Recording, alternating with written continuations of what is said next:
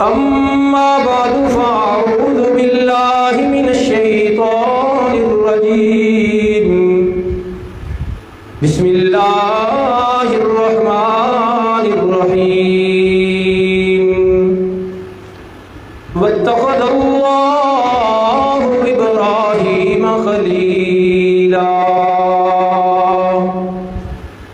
صدق الله العظيم وبلغنا رسوله النبي الأمي الأمين العظيم الكريم ونحن على ذلك لمن الشاهدين والشاكرين والحمد لله رب العالمين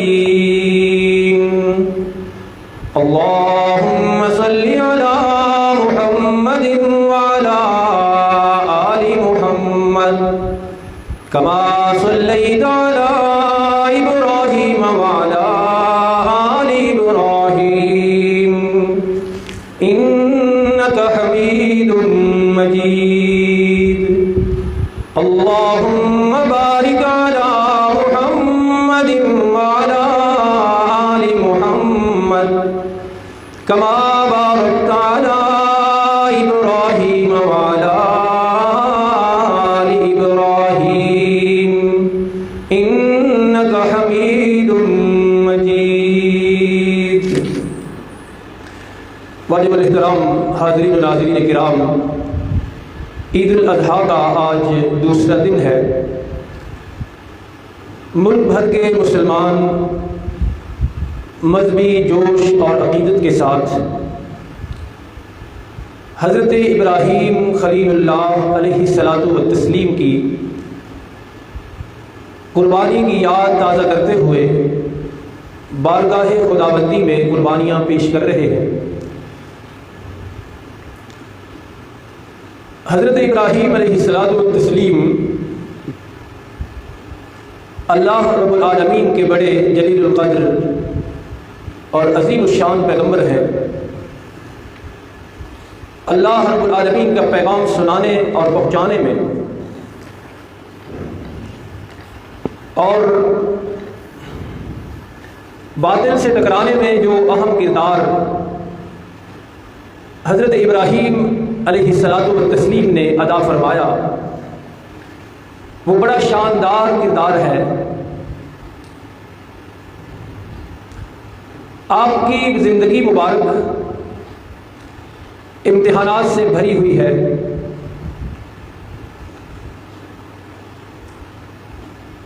آپ کی زندگی کا مطالعہ کیا جائے تو حیرت ہوتی ہے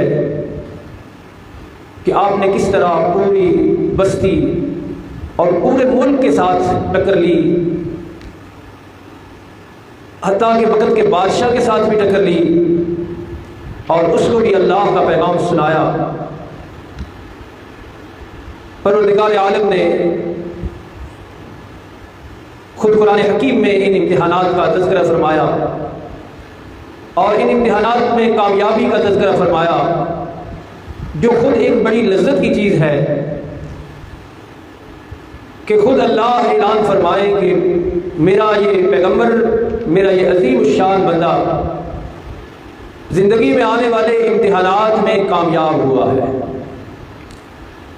فرمایا وَإِذِ ابْتَلَىٰ إِبْرَاهِيمَ رَبُّهُ بِكَلِمَاتٍ فَأَتَمَّهُنَّ.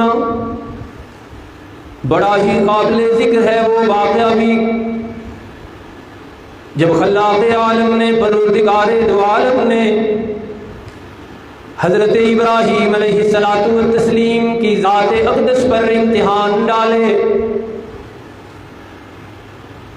اور پھر سارے امتحانات کا نتیجہ یہ نکلا کہ فَأَتَمَّهُنَّ. حضرت ابراہیم علیہ الصلاۃ والتسلیم جرت، بہادری، استقلال اور استقامت کے ساتھ، بڑی جواں مردی اور پامردی کے ساتھ، بڑی ثابت قدمی کے ساتھ ان امتحانات میں سرخرو اور کامیاب ہوئے. امتحانات کی تفصیل قرآن حکیم میں دوسرے مقام پر موجود ہے. لیکن ہم یہ دیکھیں گے آج کی اس مجلس میں کہ اللہ نے امتحانات لینے کے بعد، آزمائشوں کے بعد اپنے خلیل حضرت ابراہیم علیہ الصلوۃ والتسلیم پر انعامات کی بارش کیسے فرمائی۔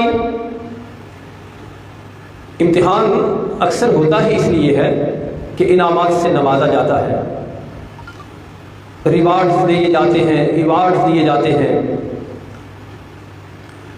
چنانچہ تقریباً 10 انعامات کا تذکرہ ہے جو قرآن حکیم نے کیا، جو اللہ نے حضرت ابراہیم علیہ الصلوۃ والتسلیم کو عطا فرمائے۔ خود اس جگہ فرمایا انی جاعلک للناس اماما، فرمایا میرے پیارے ابراہیم، تنہ تنہا اکیلے مقابلہ کیا ہے آپ نے نمرود کا، تنہ تنہا اور اکیلے مقابلہ فرمایا ہے آپ نے قوم نمرود کا، ڈٹ کر مقابلہ کیا ہے ساری بت پرست اور بت فروش قوم کا۔ لیکن جب آپ ان امتحانات سے سرخرو ہو کر نکل آئے ہیں تو اب آپ تنہا نہیں ہیں۔ فرمایا انی جاعلک للناس اماما، اب میں رہتی دنیا تک ساری انسانیت کا پیشوا آپ کو بنا دوں گا۔ ساری انسانیت آپ کی طرف اپنے آپ کو منسوب کرنے پہ خوشی محسوس کرے گی۔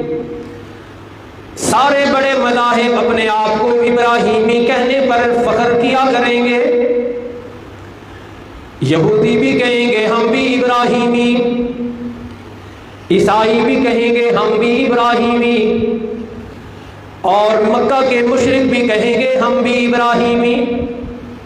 یہ آپ کی بڑی شان کی علامت ہے، یہ نشانی ہے کہ آپ کا بڑا مقام تھا۔ دنیا کے سارے بڑے مذاہب خود کو ابراہیمی کہلانے پر اصرار کرتے ہیں، اور بالکل برحق اور بجا طور پر مسلمان بھی کہتے ہیں کہ ہم بھی ملت ابراہیمی کے پیروکار ہیں۔ گویا مسلمان بھی کہتے ہیں کہ ہم بھی ابراہیمی۔ تو سارے مذاہب، بڑے بڑے سارے مذاہب اپنے آپ کو کہتا رہے کہ ہم بھی ابراہیمی ہیں، لیکن سچا ابراہیمی کون ہے؟ حقیقی ابراہیمی کون ہے؟ قرآن حکیم نے فیصلہ کیا ہے، فرمایا ما کان ابراہیم یہودیا ولا نصرانیا۔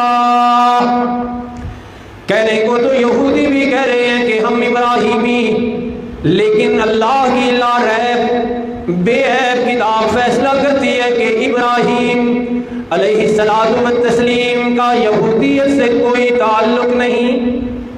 قرآن نے فیصلہ کیا کہ یہودی ابراہیمی نہیں ہے۔ ولا نصرانیہ، اللہ کی بے عیب لا ریب کتاب فیصلہ کرتی ہے کہ حضرت ابراہیم علیہ الصلوۃ والتسلیم عیسائی بھی نہیں تھے، اور قرآن کا ہی فیصلہ ہے وَلَٰكِن كَانَ حَنِيفًا مُسْلِمًا۔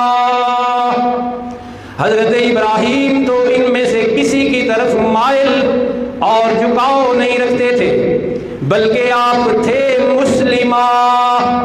مسلمان تھے آپ تو دعویٰ سب کر رہے ہیں ابراہیمی ہونے کا، لیکن قرآن مسلمانوں کے دعوے کو سچا قرار دیتا ہے کہ ابراہیمی اگر دنیا میں ہے کوئی تو وہ مسلمان ہے، اس لیے کہ ملت ابراہیمی کے پیروکار اصل میں مسلمان ہیں۔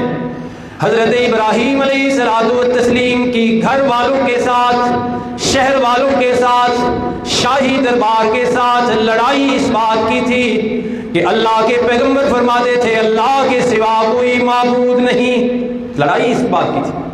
اللہ کے پیغمبر اعلان فرماتے تھے سجدے کے لائق صرف ایک اللہ کی ذات ہے، اور کسی بت کا، کسی حجر شجر کا کوئی سجدہ نہیں ہے۔ تو آج دیکھو کہ اللہ کے پیغمبر حضرت ابراہیم علیہ الصلوۃ والتسلیم کا یہ پیغام کن لوگوں نے سینے سے لگا رکھا ہے۔ یہودی تو حضرت عزیر کو اللہ کا بیٹا قرار دیتے ہیں۔ حضرت ابراہیم نے تو نہیں سمجھائی تھی یہ بات ان کو، آپ نے تو یہ بات نہیں بتائی تھی کہ اللہ کے بیٹے بھی ہیں۔ یہ بات آج صرف مسلمان مانتے ہیں کہ اللہ کا نہ کوئی بیٹا، نہ کوئی بیٹی، نہ بیوی۔ تو ابراہیمی پیغام کس کے پاس ہے؟ یہودیوں کے پاس نہیں۔ قرآن حکیم ان کے بارے میں کہتا ہے وقالت اليہود عزیر ابن اللہ، پکا عقیدہ ہے یہودیوں کا کہ حضرت عزیر پیغمبر علیہ الصلوۃ والتسلیم اللہ کے بیٹے ہیں۔ جس کا یہ عقیدہ ہو بھلا وہ کیوں کر ابراہیمی ہوگا؟ وہ کیسے ابراہیمی ہو سکتا ہے؟ جو پیغام ابراہیم کے بالکل برخلاف چل رہا ہے وہ ابراہیمی نہیں ہو سکتا۔ عیسائیوں کا دعویٰ یہ ہے کہ ہم ابراہیمی، لیکن پیغام ابراہیم کے خلاف ان کے بھی عقیدے ہیں۔ وقالت النصارى المسیح ابن اللہ، ان کا بھی پکا عقیدہ ہے کہ حضرت عیسیٰ اللہ کے بیٹے ہیں۔ حالانکہ قرآن کیا کہتا ہے؟ قرآن کہتا ہے مَتَّخَذَ صَاحِبَةً وَلَا وَلَدًا، اللہ نے نہ کسی کو بیوی بنایا ہے اور اللہ کی نہ کوئی اولاد ہے۔ وہ یہ نہیں کہتے تھے کہ اللہ نے یہ بیٹا جنا ہے، یہ بھی یاد رکھیے، کہتے تھے بنا لیا ہے، محبوب اپنا بنایا، اپنا پیارا بنایا، اور پیار کرتے کرتے محبوب بناتے بناتے ایسے بنا لیا جیسے بیٹے ہوتے ہیں۔ لیکن اللہ کا قرآن کہتا ہے ایسی کوئی بات نہیں۔ تو آج یہ پیغام جو شاہی دربار میں اور عراق کے اس شہر میں حضرت ابراہیم علیہ الصلوۃ والتسلیم نے سنایا تھا، یہ پیغام صرف اسلام کے پاس ہے۔ اسلام کا اور اہل اسلام کا عقیدہ یہ ہے کہ اللہ تنہا ہے، لم یلد ولم یولد، نہ وہ کسی کا باپ اور نہ کسی کا بیٹا۔ یہ قرآن کا پیغام، حضرت ابراہیم علیہ السلام کا یہ پیغام صرف اسلام کے پاس ہے۔ چنانچہ بات نکھر کر سامنے آئی کہ جس کے پاس حضرت ابراہیم علیہ السلام وہی سچا ابراہیمی، سارے مذاہب میں مقبول، سارے مذاہب آپ کی طرف نسبت کرنا فخر سمجھتے ہیں، لیکن قرآن کہتا ہے کہ آپ نہ یہودی تھے نہ عیسائی تھے، آپ تھے مسلمان۔ تو ایک انعام یہ دیا اللہ نے، کیا کہ تنے تنہا نکلے تھے، اکیلے تھے مشن توحید میں، لیکن جب کامیاب ہوئے تو اللہ نے ساری انسانیت کا پیشوا بنایا۔ ایک انعام اور پڑھ لیتے ہیں، تقریباً 10 انعامات ہیں۔ یہ 14واں سپارہ ہے۔ فرمایا ان ابراہیم کان امۃ قانتا للہ حنیفا،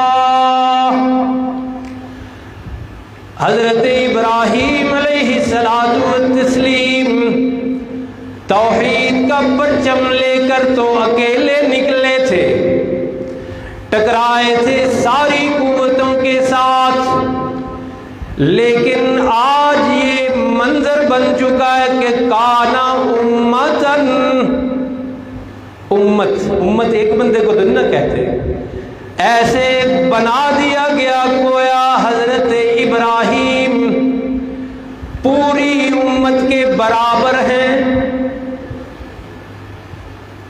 وہ انگلش میں ایک محاورہ ہے، اس کو کہتے ہیں ون مین شو، کہ اکیلا ہی سب کچھ۔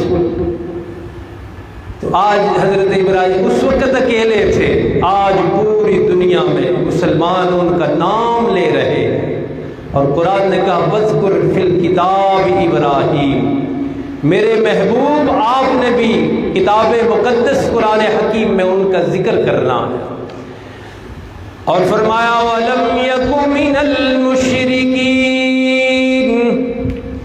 آپ مشرکوں میں سے بھی نہیں تھے۔